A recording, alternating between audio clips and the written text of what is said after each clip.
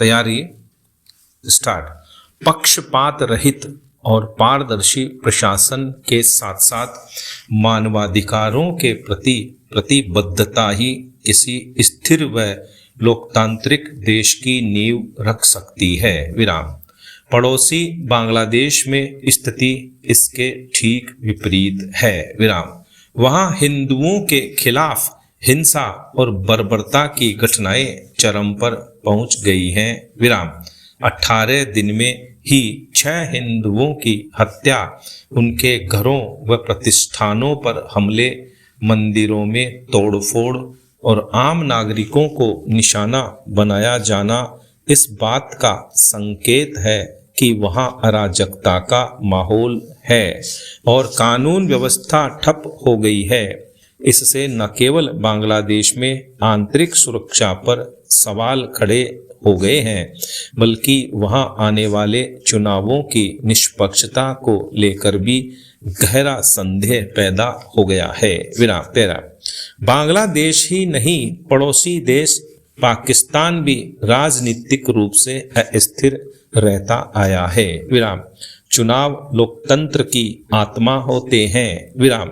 ऐसी स्थिति में जब समाज का एक वर्ग भय के साये में जीने को मजबूर हो, तब निष्पक्ष मतदान की कल्पना भी नहीं की जा सकती। विराम। यदि लोग अपनी जान माल की सुरक्षा को लेकर आशंकित हैं, तो वे मतदान केंद्र तक पहुंचने का साहस नहीं कर पाएंगे। विराम। ऐसे में चुनाव केवल औपचारिकता बनकर रह जाएंगे। विराम। यह स्थिति किसी भी लोकतांत्रिक व्यवस्था के लिए खतरनाक संकेत है। विराम। चिंता की बात यह भी है कि फरवरी में प्रस्तावित चुनावों तक बांग्लादेश में हिंसक घटनाओं के और बढ़ने की आशंका जताई जा रही है। विराम।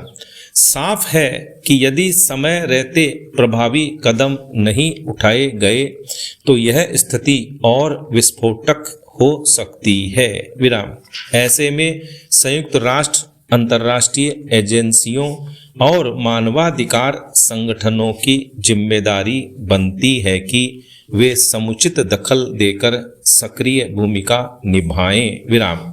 ऐसी स्थिति में केवल कूटनीतिक बयान या औपचारिक चिंता पर्याप्त नहीं है। विराम।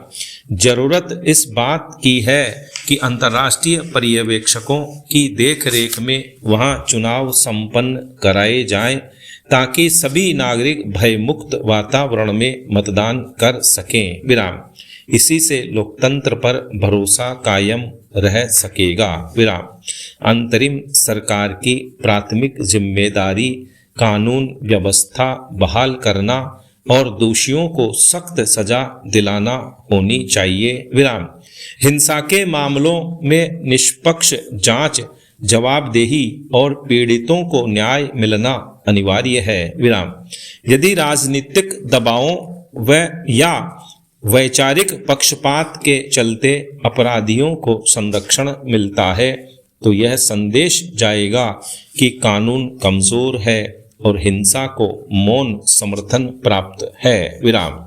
यह स्थिति समाज में और अधिक असंतोष और अराजकता को जन्म दे सकती है। विराम। पैरा।